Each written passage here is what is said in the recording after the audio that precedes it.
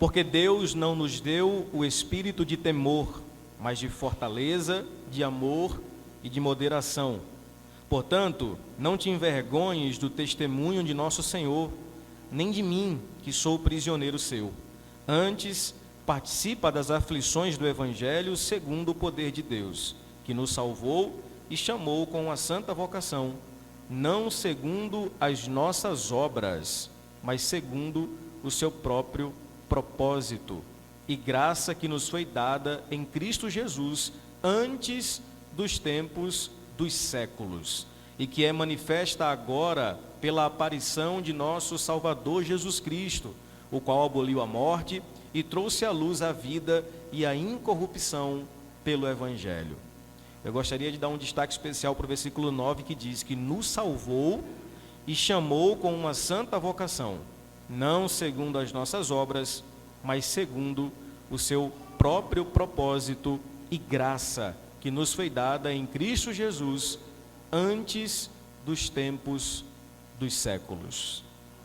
Eu creio que esse versículo resume bem a ideia de uma salvação totalmente feita e executada pela obra redentora de Jesus no seu processo de escolha.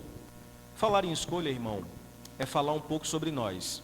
Eu não sei você, mas geralmente eu escolho muito mal. Não, lógico, no casamento, que eu acertei em cheio, até porque não fui eu que escolhi, foi Thaís que insistiu, brincadeira.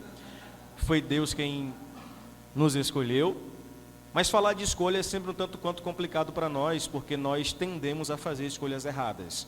A Bíblia, por exemplo, nos compara a ovelhas, e uma das características das ovelhas é que a ovelha é um animal que não possui instinto de ataque, ela só sabe se defender. E por ter uma visão extremamente debilitada, a ovelha não consegue ter uma locomoção assertiva, e o seu senso de direção é totalmente invertido. Se a ovelha precisa ir para a direita, ela por instinto vai para a esquerda. Se precisa ir para a esquerda, vai para a direita, e vive esse dilema nas suas escolhas. E não à toa a Bíblia nos compara às ovelhas, porque talvez nós precisamos do nosso pastor, porque se fosse por nós, as nossas escolhas seriam sempre inclinadas ao erro. Eu gosto muito da doutrina da eleição, porque ela nos coloca de joelhos.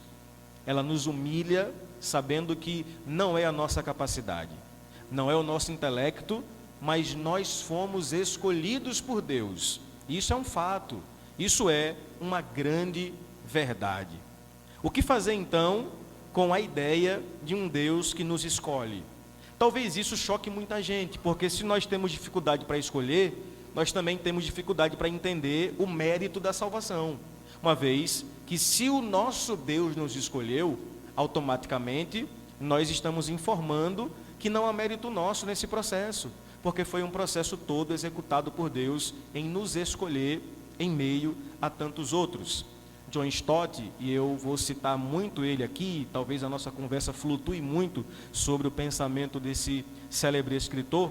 Ele diz o seguinte, que nós temos que confessar que a doutrina da eleição é uma matéria extremamente difícil para mentes finitas como a nossa, mas é incontestavelmente uma doutrina bíblica. Ela enfatiza que a salvação é devida exclusivamente à graça de Deus e não aos méritos humanos.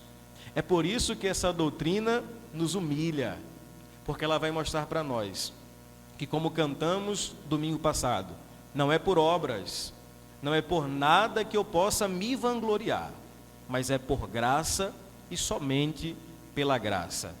Para nós que costumamos fazer as coisas para ter, isso é um tanto quanto desafiador. Para nós que nos acostumamos a nos gloriar dos nossos méritos, desde as atividades mais infantis na escola, desde os interclasses nas quadras da escola que você se esforçava para ganhar do adversário, desde os golpes de karatê, de muay thai e por aí vai, o nosso mérito sempre se sobressai. No Evangelho de Jesus não é absolutamente nada do que eu faça, não é absolutamente nada do que você faça, mas é por obra da graça. Isso deve, meus amados irmãos, alegrar infinitamente o nosso coração, uma vez que essa obra não é nossa. E veja, quando falamos sobre a eleição, e essa eleição de modo incondicional, ou seja, que não está medida a condições, não está condicionada a situações, entendemos que Deus escolheu os seus eleitos através dos seus próprios desígnios para a salvação. Isso pode chocar muita gente, porque sim, automaticamente quando dizemos que Deus escolheu alguns, estamos também dizendo que Ele não escolheu outros. E a nossa mente finita tende a questionar, tende a não entender e tende a murmurar. Mas veja, meus amados irmãos, o nosso critério para a salvação, ele é infinitamente humano. Os critérios de Deus para tal são infinitamente divinos. E se usarmos o nosso critério para medir a escolha de Deus, de fato, nós ficaremos espantados, assustados com a ideia de um Deus que escolhe uns e rejeita outros. Mas veja, a Bíblia diz que todos nós pecamos e todos estávamos destituídos, afastados da glória de Deus. E o resultado é que na eleição de Deus, nós percebemos que o Senhor poderia condenar a todos, mas por sua infinita graça, Ele escolheu alguns. Isso não deve nos assustar. Isso não deve trazer à nossa mente a seguinte pergunta: será então que eu sou um escolhido? Pelo contrário, isso deve nos alegrar pelo fato de que, se somos escolhidos, foi por obra da graça, e nós só devemos reconhecer e louvar ao Deus que fez todas essas coisas. Então, esse processo do entendimento da graça vai nos levar a uma percepção total de que, assim como Deus iniciou o processo da salvação, Ele também conclui, elegendo, capacitando e mantendo o crente na fé até o final. Isso é maravilhoso, irmãos. Isso mudou a minha vida. Isso não apenas mudou a minha esfera teológica, isso muda a vida de qualquer um como um todo. É saber que nós não desempenhamos a nossa fé. A nossa fé não é uma fé performática, não é uma fé em que eu faço para receber, mas eu recebi sem merecer. Isso muda a nossa vida como um todo, entendendo que esse processo da eleição é um processo que nós jamais conseguiríamos explicar. Mas eu queria pensar com você um tanto quanto sobre as possibilidades de um eleito desenvolver a sua eleição. E por favor, irmãos, não pensem que eu estou aqui apelando para uma visão mais arminiana. Não, pelo contrário. Quando falo em desenvolver a salvação, eu estou usando uma linguagem paulina, muito encontrada em Filipenses e Colossenses, para dar o sentido de desenvolvermos na prática o sentido da nossa escolha. Ou seja, uma vez que somos escolhidos, devemos viver como escolhidos. E o Senhor Jesus já nos alertava dizendo que um escolhido, ele foi eleito para dois propósitos: eleição e vocação. João 15,16 é o texto célebre que mostra isso. O Senhor Jesus disse: não fostes vós que me escolhestes a mim, mas eu vos escolhi a vós. É interessante que o texto ainda coloca uma condicional: pelo contrário, eu vos escolhi a vós e vos designei para que vocês deem fruto e o vosso fruto permaneça, a fim de que tudo quanto pedirdes ao Pai em meu nome, Ele vos conceda. Entendeu porque você é eleito? Você é eleito para ser vocacionado. E para ser vocacionado a quê? A dar frutos. Olha que texto maravilhoso. Não foste vocês que escolheram a mim, mas eu escolhi a vocês. Para quê?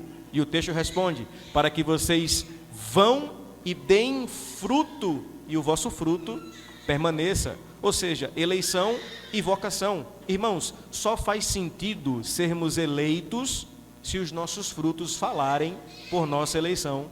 Amém, igrejinha? Só faz sentido a nossa eleição se os nossos frutos responderem por essa eleição. Jesus disse: eu escolhi vocês para que vocês deem fruto. Veja, a nossa visão acerca da soteriologia ou da doutrina da salvação, ela é, confessionalmente, uma visão calvinista. E o calvinismo sustenta que o pré-conhecimento de Deus está baseado no seu próprio plano ou propósito, não na resposta do homem a esse pré-conhecimento, como a visão arminiana, de modo que essa eleição não está baseada em nenhuma condição, mas é resultado de um livre ou da livre vontade do Criador, a parte de qualquer obra da fé do homem espiritualmente morto. Ou seja, nós entendemos que todo esse processo de salvação é iniciativa de Deus, porque o homem em si mesmo, ele está morto em seus delitos e pecados. Por favor, irmãos, entendam o que eu quero falar para vocês agora. Nós estamos falando sobre as doutrinas da graça. E veja, as doutrinas da graça apontam para pelo menos duas coisas. Primeiro, apontam para a incapacidade do homem de salvar a si mesmo. E segundo, da total capacidade de Deus em chamar esses homens para si mesmo e salvá-los e fazer permanecer até o caminho. Observe que nós estamos estudando os 5 pontos, é verdade, mas nós estamos estudando mais a fundo o conhecimento sobre a graça.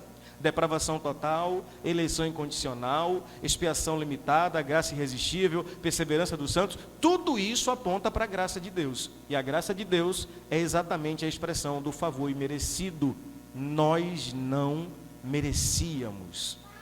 Irmão, eu queria muito, tá vendo? Tá pentecostal. Eu queria muito que você entendesse isso durante esses dias dessa série. Por favor, não é sobre você.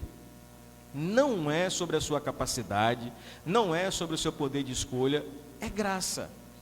E se nós, irmãos, não entendermos a graça, nós não vamos entender nada. Alguém disse que graça só é graça quando quem dá é bom e quando quem recebe não merece. E sim, você não presta, não vale nada, mas eu gosto de você.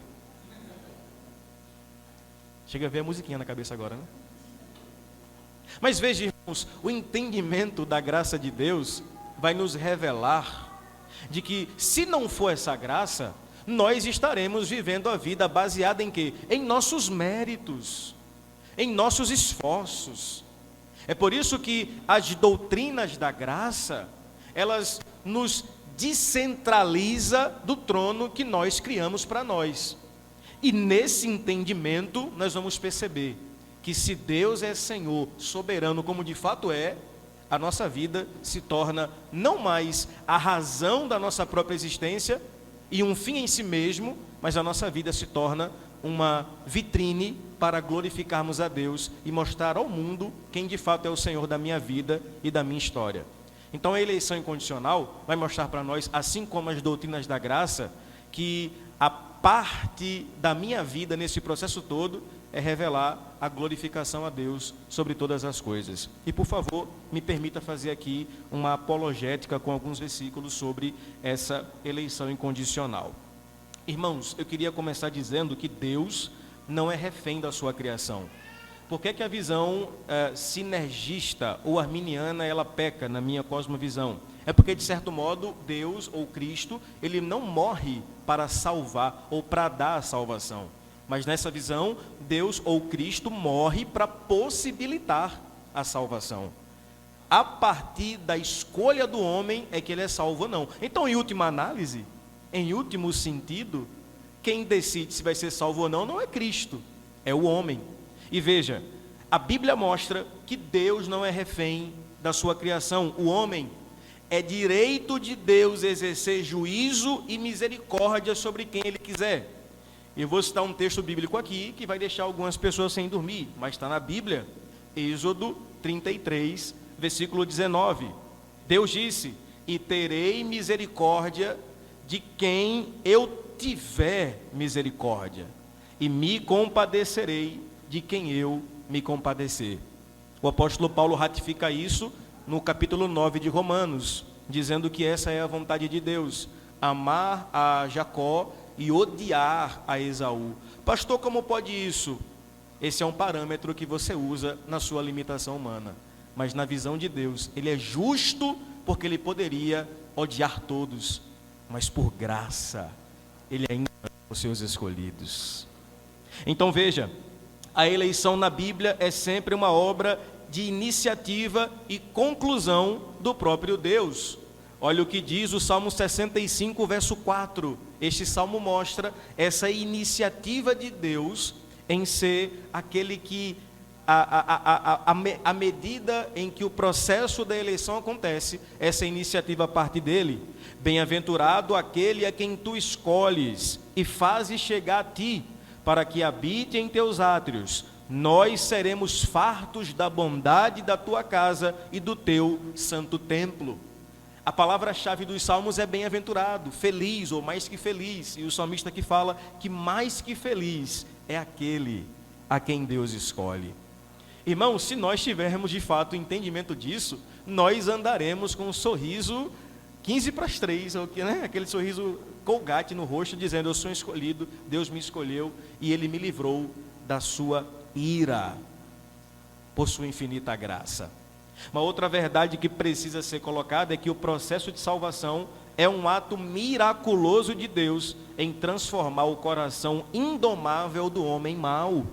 A gente viu aqui domingo passado o pastor Fábio argumentando sobre esse coração maligno do homem obstinado para o pecado. A eleição incondicional mostra que o processo de Deus é exatamente fazer um milagre para transformar esse coração maligno. É o que diz o famoso texto de Ezequiel, capítulo 36, versículos 26 e 27. Diz o texto bíblico: e dar-vos-ei um coração novo, e porei dentro de vós um espírito novo, e tirarei da vossa carne o coração de pedra, e vos darei um coração de carne. O profeta conclui dizendo, ou Deus através do profeta: e porei dentro de vós o meu espírito, e farei que andeis nos meus estatutos, e guardeis os meus juízos, e os observeis.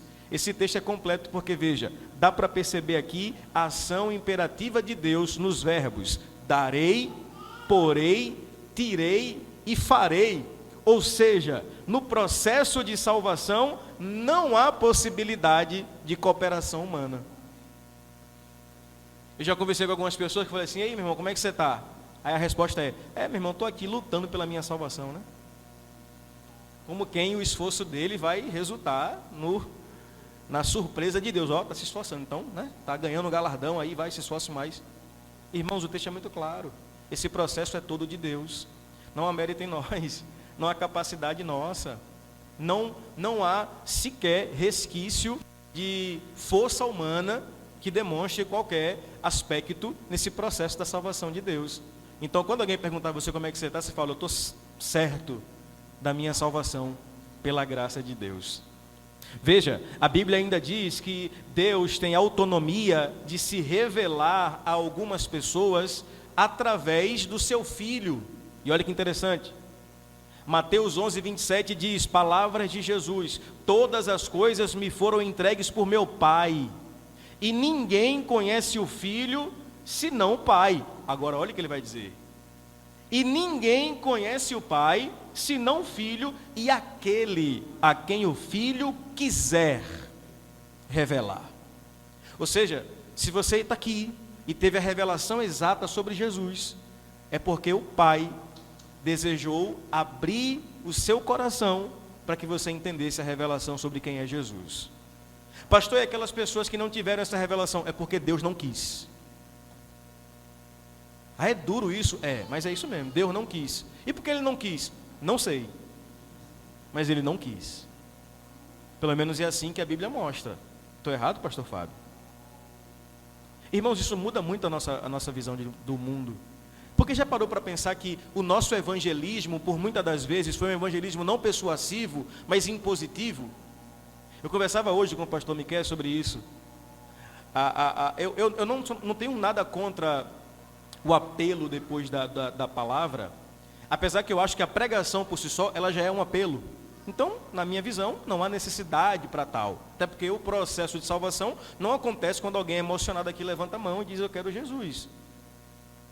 Então, eu penso que o que nós estamos fazendo agora com a Bíblia aberta aqui já é um apelo. Mas Charles Finney, né, que era pelagiano, inventou essa moda de apelo e tal. E o que a gente vê hoje em dia não é um apelo. É um apelo muito apelativo, me permita a redundância. É quase alguém falando assim: aceite a Jesus pelo amor de Deus. E condiciona essa capacidade, entre aspas, de salvação, à decisão daquela pessoa. E sejamos sinceros, irmãos, quantas pessoas nós conhecemos que levantou a mão na emoção, mas que nunca permaneceram na fé? Então a eleição incondicional, ela vai mostrar para nós que independente de apelo ou independente de ações templocêntricas de culto, os eleitos, eles são eleitos. E mais cedo ou mais tarde, eles responderão a esse chamado da eleição. Ou você não lembra quanto tempo você viveu como um escravo do pecado? Ou você não lembra quanto tempo você estava largado aos pecados e todo aquele processo de amarração da sua vida mergulhada no pecado? Mas um dia, a luz do Evangelho raiou na sua mente e você foi atraído por essa graça irresistível e que lhe fez responder esse chamado. E não foi por sua capacidade. Alguns ainda falam, né? Eu vim pela dor, pastor. Não veio não, meu irmão. Você veio pelo amor mesmo. Não, mas quem não vem pelo amor, vem pela dor. Não, quem não vem pelo amor, vem pelo amor. Não tem outra escapatória. Porque a Bíblia diz que Deus amou o mundo. E nesse amor está a graça. E nessa graça está esse chamado irresistível. E por mais obstinado que você foi, você não queria estar aqui, eu não queria estar aqui. Mas como diz Agostinho, nós somos escravos de Cristo. E orando, Santo Agostinho disse: Senhor, faça-me teu escravo, e só então eu serei livre. Oh, irmãos, bendito seja o nosso Senhor Jesus Cristo, que nos chamou quando nós ainda estávamos mortos em delitos e pecados. Essa graça é maravilhosa e, como diz a canção, ela é uma maravilhosa graça. Queridos, na linguagem bíblica, os eleitos sempre são chamados de escolhido e nunca os que escolheram. Veja, a Bíblia diz em Marcos capítulo 13, versículo 20: e se o Senhor não abreviasse aqueles dias, nenhuma carne se salvaria, mas por causa dos eleitos que escolheu, abreviou aqueles dias. E eu queria concluir essa parte apologética para entrarmos no texto de 2 Timóteo, observando com você a soberania de Deus na salvação a partir da atividade missionária da igreja. E esses dois textos aqui que eu vou ler para você foram os dois textos que me converteram ao calvinismo. Porque veja, quando eu ouvi falar sobre a eleição, sobre a graça, sobre esse processo que o homem não faz parte, obviamente me veio a pergunta: tá, beleza, ok. Se Deus sabe quem são os escolhidos, então por que é que nós devemos evangelizar? Era essa a minha dúvida. Era esse o meu ponto que não fechava. E eu ficava assim: mas peraí, se Deus sabe quem são os seus eleitos, e se mais cedo ou mais tarde os eleitos virão a Ele, então parece que a obra missionária de evangelização, ela se torna meio que incompreensível, ou ela se torna nula. Mas olha que texto maravilhoso, Atos 13, 48. Como eu amo esse versículo, não é, Thaís? Thaís se converteu também nesse versículo aí, porque ela era dura, viu, irmãos? Não, eu tenho livre-arbítrio sim, não é você que vai dizer que eu não tenho. Aí vem Atos 13, 48 e fala: e os gentios, ouvindo isto, alegraram-se e glorificavam a palavra do Senhor, e creram todos quantos estavam ordenados para a vida eterna. Esse texto responde por que nós evangelizamos. Porque Deus sabe quem são os escolhidos, nós não. Deus sabe quem são os seus eleitos, nós não. Os eleitos não está escrito na testa, eleito de Deus, não está. Então é por isso que nós evangelizamos.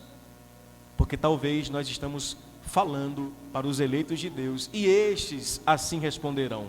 Um outro texto que me faz monergista mais que nunca, e feliz pela escolha, é ainda no livro de Atos, capítulo 16, versículo 14, no episódio de Lídia. Olha, irmãos, Lídia foi uma mulher que, depois de convertida, iniciou um processo de evangelismo no seu lar, e o resultado foi a igreja em Filipenses. A igreja em Filipos foi plantada na casa de Lídia. E como é que Lídia se converteu? Olha o que fala o texto, Atos 16, 14. Uma das que ouviram era uma mulher temente a Deus, chamada Lídia, vendedora de tecido de púrpura, da cidade de Tiatira. O Senhor abriu seu coração para atender a mensagem de Paulo. Que maravilhoso, irmãos. o Senhor abriu o coração de Lídia e ela recebeu a palavra de Deus. Você pode trazer aqui, irmãos, o mais eloquente dos pregadores. Você pode trazer aqui o melhor dos oradores para falar e pregar a mensagem de modo convincente. Se o Senhor não abrir o coração, vã será aquelas palavras. Isso me tranquiliza a alma, irmãos. É saber que nós pregamos, evangelizamos, falamos, mas essa obra não está na nossa alçada. Quem faz a obra é o Espírito Santo de Deus. Quem abre o coração é Deus. E quem fecha, pastor? Também é Deus. Ele disse que foi glorificado em Faraó, em Romanos 9. E como é que ele foi glorificado em Faraó, irmãos? Endurecendo o coração.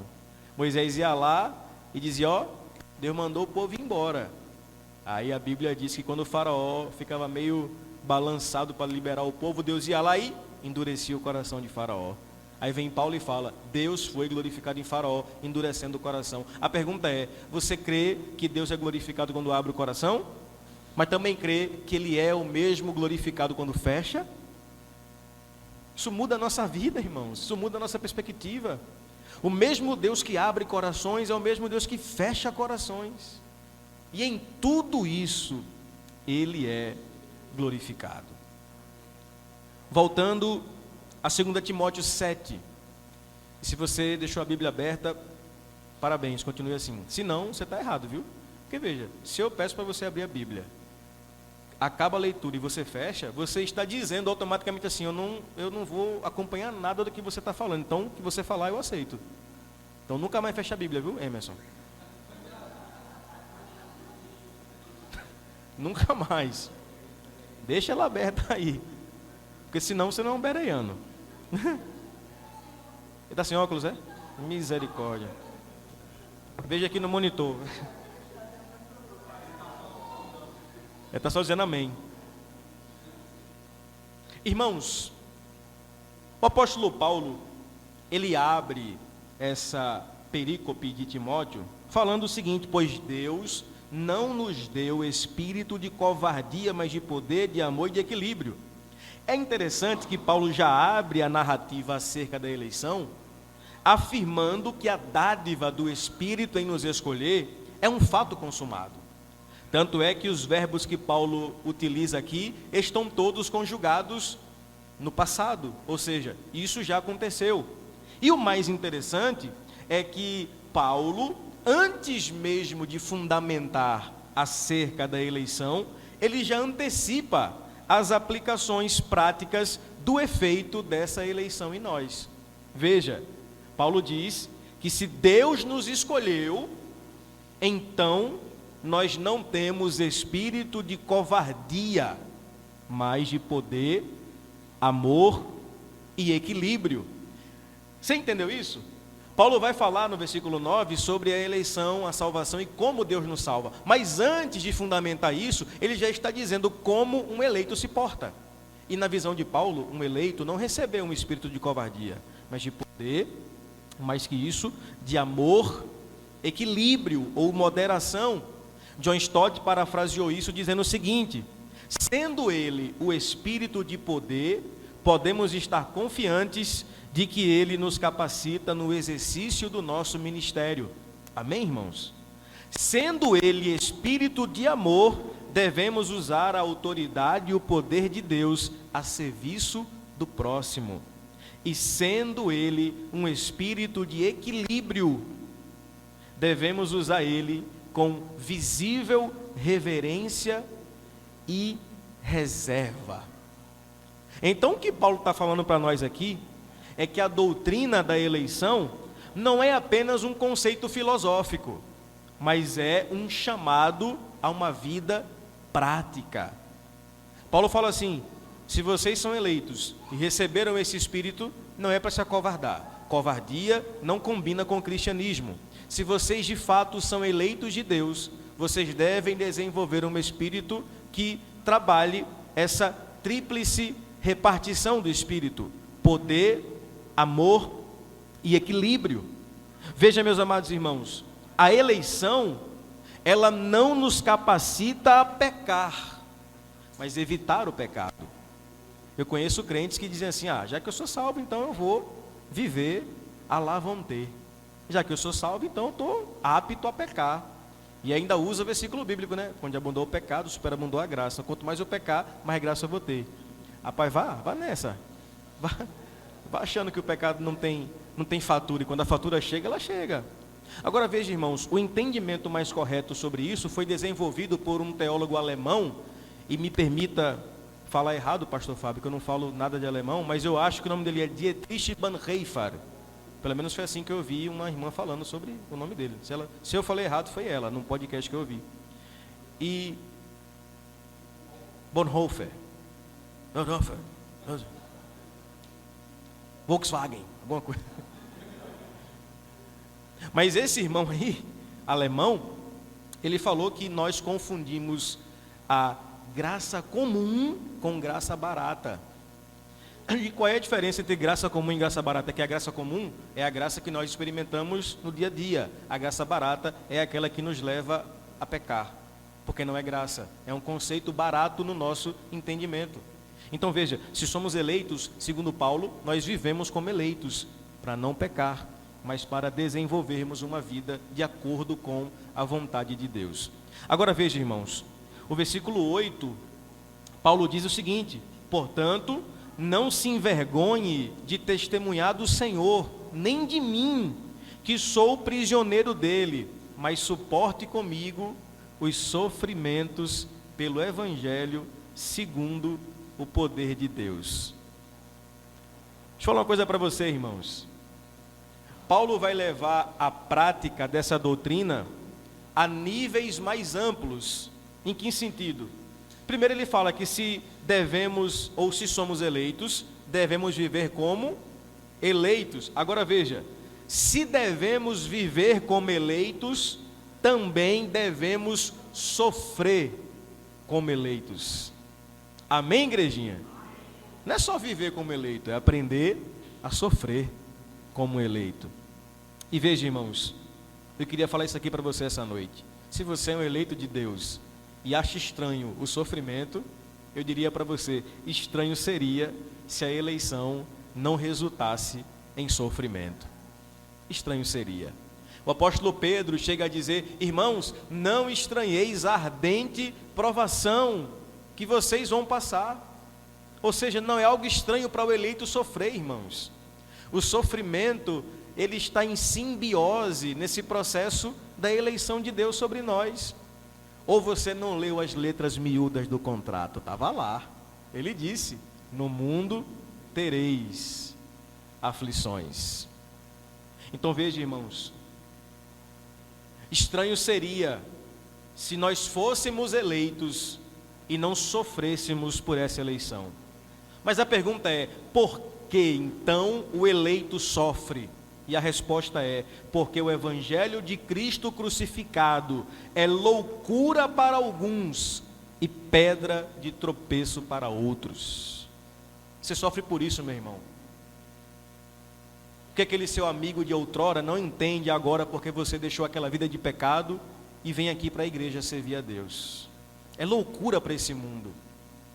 Muita gente se escandaliza quando pensa assim: rapaz, quem era Igor? Conheci Igor aí nos carnavais, nos São João, nos pré-caju. Estou só conjecturando, Vigo, não é porque você ia não. Mas tá, então foi certa a conjectura. Né? É revelação. E quando alguém olha para nós hoje, se escandaliza pelo fato de que a cruz de Cristo nos atraiu. Então, irmãos, deixa eu falar uma coisa aqui para você. Esse evangelho que a Globo aplaude, que a Som Livre toca música, ainda fala lá, né? Você adora, a Som Livre toca. Olha que cara de pau. Você adora e a Som Livre toca, ou seja, ganha dinheiro com a sua adoração. Eu queria ver o contrário, você tocar e a Som Livre adorar. Tem esse evangelho que a Globo aceita, que a mídia aceita, que é tudo bonitinho, de Priscila Alcântara e por aí vai. E de, como é a música? Casinha Favorita. Isso é perdição do inferno, irmãos. O mundo nos odeia.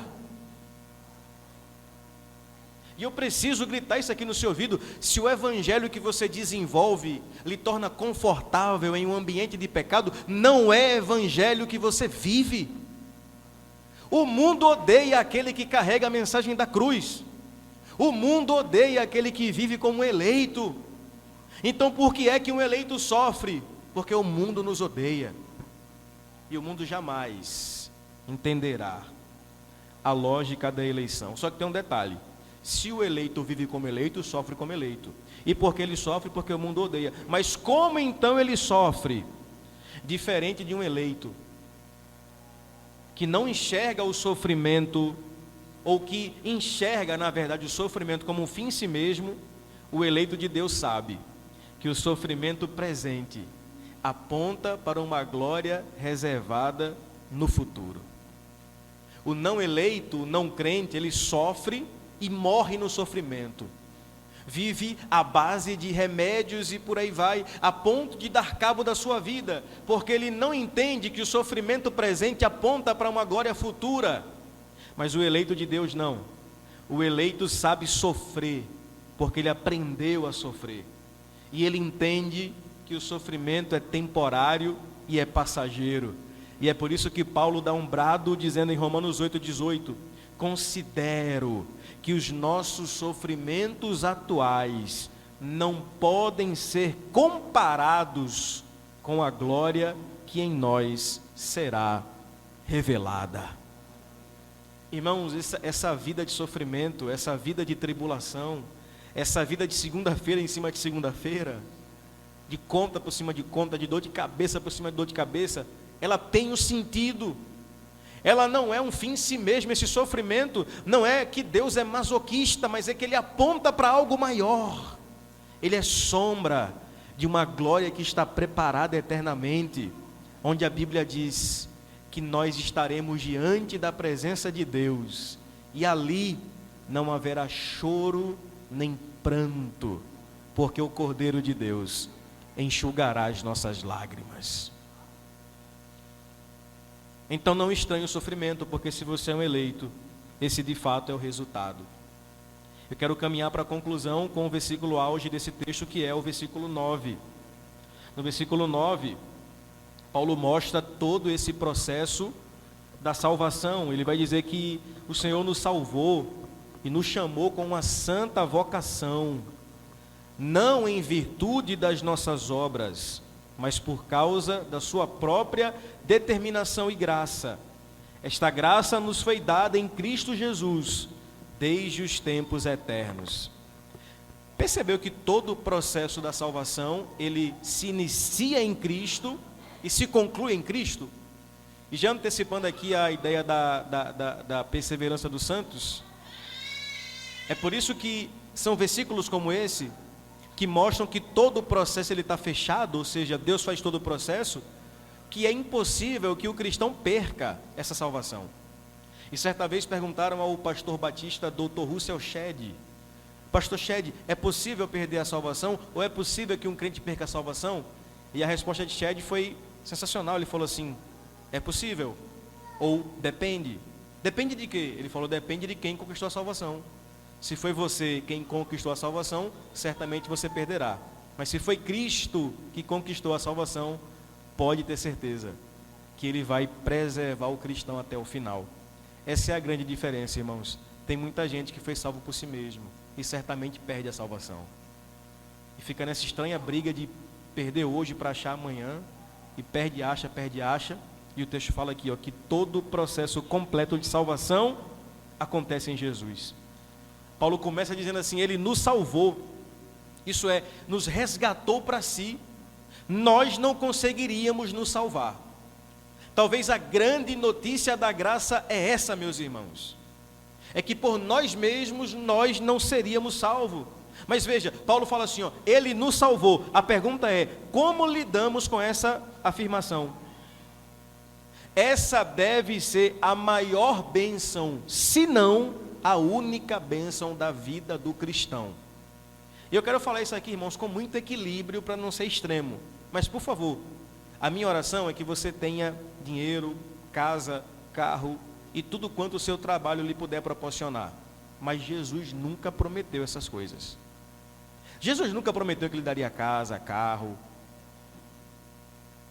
Jesus nunca prometeu que Ele daria coisas supérfluas, coisas terrenas. Não que o seu trabalho e o seu esforço não possa garantir essas coisas, que sim, amém, que seja assim. Mas quando a nossa expectativa em Deus, ela está nas coisas, Paulo disse que se nós esperarmos por Cristo somente para as coisas dessa vida, nós somos os mais miseráveis de todos os homens. Então veja, meus amados irmãos, por quem ou por que você é grato? Você pode ser grato pela casa, que seja, pelo apartamento, que seja, pelo carro, que seja, mas a sua maior gratidão, e talvez única, deve ser pelo fato de que você é salvo. E a gente vive um contexto evangelical tão estranho, que nem agradecer pela salvação, a gente agradece mais. Paulo diz que Ele nos salvou. Se tudo o que Deus fizer por nós for só isso, entre aspas, nós devemos dizer que Ele fez tudo isso. Porque, irmãos, nós estávamos condenados, mas essa eleição, essa graça de Deus, nos salvou para Ele mesmo. Quando a gente pensa em salvação, o que é que a gente pensa? Perdão de pecados, verdade. Mas salvação não é apenas perdão de pecados, mas um chamado à santidade. É o que Paulo fala no texto. Paulo diz que Ele nos salvou. E nos salvou para quê? Ele nos salvou para que nós tivéssemos a capacidade de exercer uma santa vocação. Então veja, irmãos, o eleito que foi chamado, ele não foi chamado apenas para ser perdoado, mas para ser apto a ser santo. E o que é santidade, irmão? Santidade é separação, é ser separado. E parece óbvio, mas é necessário lembrar os crentes, você é separado. Você foi chamado para ser diferente. Como diz Luiz Saião, não é esquisito, é diferente. Separado. E sabe, irmãos, por vezes a gente perde aquela essência de o cristão olhar para nós e não nos identificar como crentes pela roupa ou pelo aspecto, mas por nossa vida, por nosso testemunho. Se você se relaciona em lugares que você não ou convive com pessoas não cristãs, e essas pessoas não identificam que você é crente, das duas uma, irmão. Ou você é um missionário ou você é um impostor. Já diria Charles Spurgeon.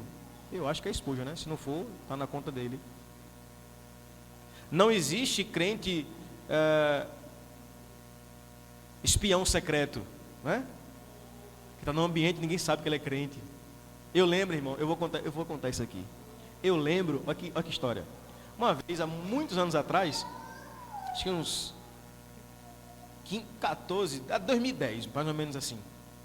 Eu trabalhava numa determinada empresa e tinha um cara lá, o cara era gaiato, perturbava, mexia com as mulheres, falava palavrão, parecia um demônio na empresa, falava mal dos outros. Eu falava, esse cara é tribulado, misericórdia, meu irmão.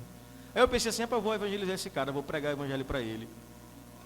Aí um dia antes disso, eu chego num culto, fui pregar. Quando eu estou entrando na igreja e tal, aí dei aquele panorama assim, antes de pregar. Quando eu olho para o altar, aliás, quando eu olho assim para a entrada da igreja, vem um cara entrando na igreja, terno, gravata, Bíblia na mão. Aí eu olhei assim e falei, esse cara é conhecido, esse rosto me é familiar. Aí o cara veio andando assim, entrando na igreja, subiu no altar e era obreiro. Eu olhei para o cara, quando ele levantou da oração que me viu, ele baixou a cabeça assim, eu falei, tu é crente, rapaz? Aí ele falou, a paz do Senhor, meu irmão. Olha. Aí eu brinquei depois com ele, falei, rapaz, não sabia que você era espião secreto da fé, não. Que não desenvolve o testemunho cristão. Eu dou risada assim, mas eu fiquei horrorizado, irmãos. Porque aquele irmão, ele vivia definitivamente como não crente e se acostumou a isso. O eleito de Deus, ele tem consciência de que a sua vida, ela requer uma postura posicional em santificação. Isso não falo aqui de roupa, não falo aqui de usos e costumes, eu falo de essência de Deus. Uma vida cristã que aponta para o seu Salvador. John Stott, mais uma vez, comentando esse texto, fala o seguinte: o termo salvação precisa ser urgentemente libertado do conceito medíocre e pobre com o qual tendemos a degradá-lo. Salvação é um termo majestoso que evidencia todo o amplo propósito de Deus, pelo qual Ele justifica, santifica e glorifica o seu povo. Isso é salvação, irmãos. Não é depois do culto levantar a mão e dizer eu aceito. Não. Salvação é todo um processo de desenvolvimento em graça. O apóstolo ainda fala que essa salvação não é em virtude das nossas obras. Eu devo lembrar a vocês, a fonte da nossa salvação não está baseada nos nossos méritos ou nas nossas ações meritórias. Deus nos escolheu antes mesmo da história, antes do tempo e na eternidade. Não, irmãos, não é sobre nós. Quando chegar em casa hoje, que for postar alguma coisa, coloca a hashtag é tudo sobre Jesus. Sim. Eu comentava com o irmão que Saulo estava a gente teve uma aula no seminário alguns meses atrás, em que o professor ele fez uma brilhante analogia sobre as duas visões, o arminianismo e o calvinismo. E se você prestar atenção, tanto o arminianismo como o calvinismo possuem pontos que são bíblicos. A estrutura parte da Bíblia, mas com diferentes interpretações. Então é por isso que tem gente que crê em uma, outros creem em outra. E o professor falou uma coisa interessante. É que argumentando com um debate em que ele foi, ele pegou uma lousa, um quadro, e começou a escrever os 5 pontos do arminianismo e os 5 pontos do calvinismo. E à medida que ele ia escrevendo, ele perguntava assim: tem lógica isso aqui? Tem coerência bíblica? Tem. E na visão calvinista, tem lógica? Também tem. Tem coerência? Tem. Aí ele fez a seguinte pergunta: qual desses dois sistemas dar mais glórias a Deus? E não tem como, irmãos, dizer. A resposta é única. O movimento monergista, ele dá toda a glória a Deus. Por quê? Porque é Deus que salva, é Deus que chama, é Deus que elege, é Deus que traz, é Deus, é tudo sobre Deus. Paulo diz que não é por nossas obras. A palavra mérito, irmãos, significa literalmente merecimento. E a pergunta é, o que é que nós merecemos? O que é que nós merecemos, se não o inferno? É por isso que jamais você ouvirá aqui nessa igreja nós cantarmos canções que dizem: restitui, eu quero de volta o que é meu. Porque na verdade, irmãos, o que nós merecíamos era o inferno.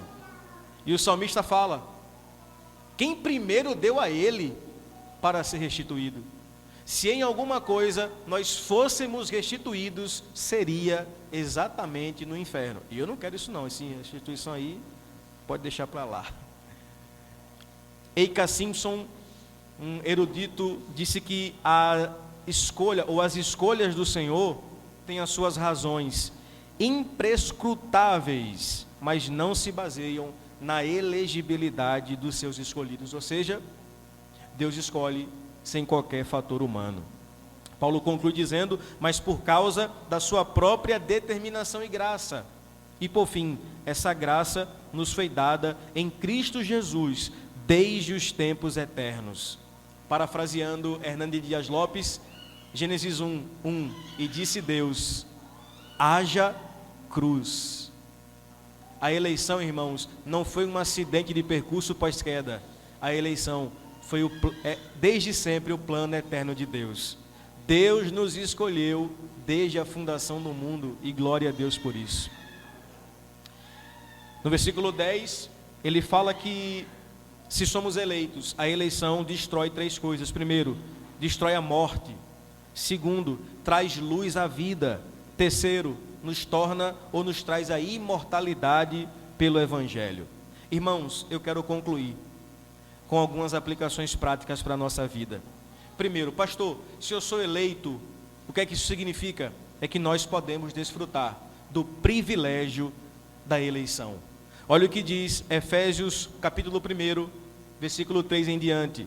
Bendito Deus e Pai de nosso Senhor Jesus Cristo, o qual nos abençoou com todas as bênçãos espirituais nos lugares celestiais em Cristo, como também nos elegeu nele antes da fundação do mundo, para que fôssemos santos e irrepreensíveis diante dele em amor, e nos predestinou para filhos de adoção por Jesus Cristo, para si mesmo, segundo o beneplácito de sua vontade, para louvor da sua glória, da sua graça, pelo qual nos faz agradáveis a si no amado.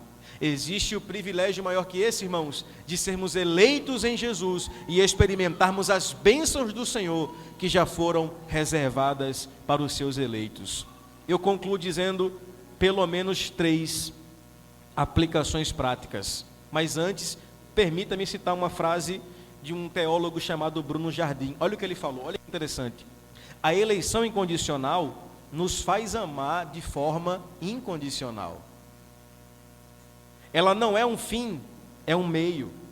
Em sua soberania, Deus escolhe alguns para que por meio de nossa responsabilidade, todos sejam amados. O amor vai além da eleição.